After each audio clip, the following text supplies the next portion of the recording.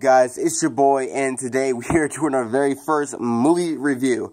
This will be the first one we're going to be ever doing on this channel, and there will be more to come, so stay tuned. But we're going to dive right in it with Batman v Superman. This came out with March, when did this come out? Like March 25th or something like that. This was the first time that in history we were going to see Batman and Superman on screen together, and not only on screen together, but facing each other. So this was a pretty big moment in terms of superhero fans and geeks, nerds, wherever you have it. This was a pretty big moment. And a lot of people, after seeing the first trailer, the second trailer, the third trailer, a lot of people really didn't know what to expect. I think there was a lot of intensity of, a lot of people were hyped up to see this movie. A lot of people were disappointed on some points of the trailer, and a lot of people just didn't know if this was going to be a good movie or a bad movie. At the end of the day, this, for me, I'm going to give you, my thoughts, what they could have did with this movie, where I think it's going to lead, and just the aspects of this movie I'll give it a grade and whatever else. So, Batman v Superman is... Now, it's not a terrible movie. It's not a great movie, but it is a good movie. This is not a great movie where I'd say, I'm going to watch this maybe 3 times this year. This is a movie that I'm going to, I watched at a movie theater, and I'd probably watch it again the next time it comes out on DVD. And that probably will be the last time I watch that movie until it comes out on TV, which will probably be 2 years from now.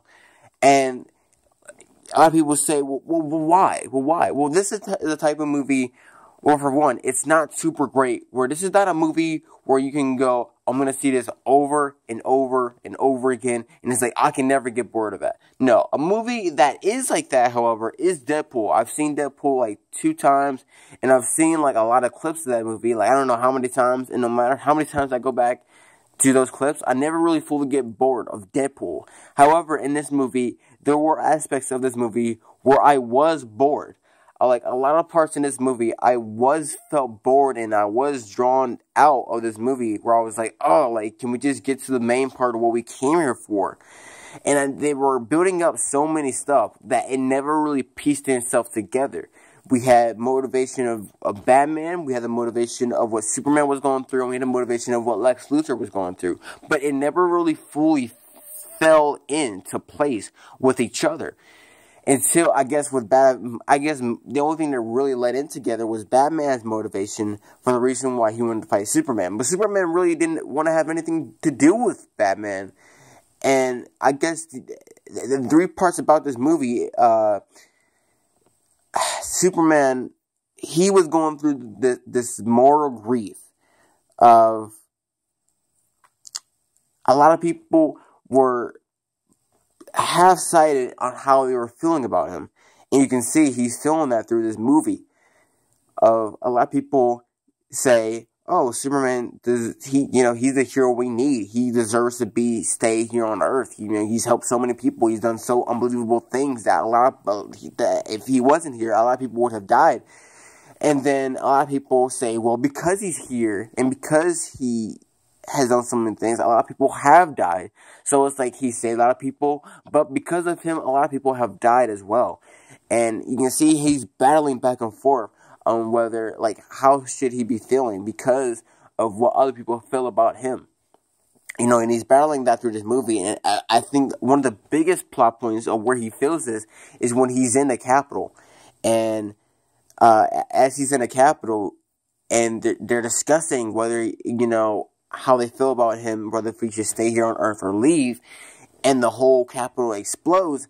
And of course, since he's Superman, he doesn't get hurt, but everybody around him does. Everybody around him pretty much dies because of the explosion, and you can see him left in that fire of all these people just died, and I'm stuck. And I'm stuck here. You can kind of feel him in a way of what do I do? Do I leave? What's going on here? How am I supposed to live with knowing 100 people just died because of my expense. And in a lot of ways, they died because of him. Now, it wasn't intentionally his fault, but because he was there, they did die. And because he's Superman, he didn't. And I think in a lot of ways, he has to live with that guilt. And I can see, as a person, you can kind of see where he'd feel that. We had, of course, Batman's moral of he wants to take out Superman because he feels like an alien, has come in his land, has come into Earth, and is bringing in his problems into Earth. And, Ben Affleck, a lot of people were worried if Ben Affleck was, going to be a bad Batman or a good Batman. Ben Affleck as Batman is pretty great. And I think some of the best aspects of this movie was Batman. Lex Luthor, Jesse Eisenberg playing as Lex Luthor, I myself did not enjoy. Now, a lot of people might, a lot of people don't. I myself, and from what I've seen, there aren't too many good reviews of Jesse Eisenberg being Lex Luthor. I just thought it was a bad role. I thought it was a bad choice. He just didn't seem like the Lex Luthor that we all knew and loved. He seemed like I could see Jesse Eisenberg playing as the Riddler. He felt more like a Riddler than a Lex Luthor, but he was playing a Lex Luthor, so it felt really all wrong. The parts that I really didn't like about this movie, there were certain shots and certain things that I felt like they really just didn't need to have. I mean, I felt like they kept on showing Batman walking through the fields too much. Like, I just didn't see the point of them showing Ben Affleck walking through that long, weeded up field for so long in that slow motion shots. It just really dragged on for me, and it just felt like there was no need. Other than that, the fight scene in this movie was pretty well. I think the best parts was the very end.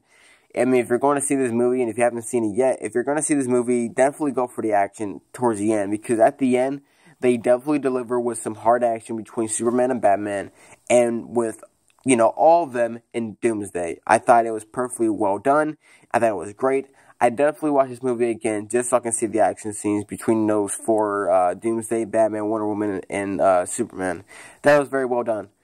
I like the camera ship of how, Wonder Woman and Superman, how if they got hit, the camera will follow them in face view of them flying back as they're getting hit. I just thought it was very well done on some key points of this movie. How the camera worked and, some of the actions. The story plot itself is decent. Again, I felt like there's three separate stories that never really come together in this movie. So in the end, I would leave this movie with a watch it once at the movie theater, watch it when it comes out on Blu-ray again, and watch it again not until it comes out on TV, if it ever does. So that's pretty much my review for this movie. I'd give this movie a solid B+, but that's about it. A solid B+ is pretty good. I definitely think that this will just end up leading into Justice League.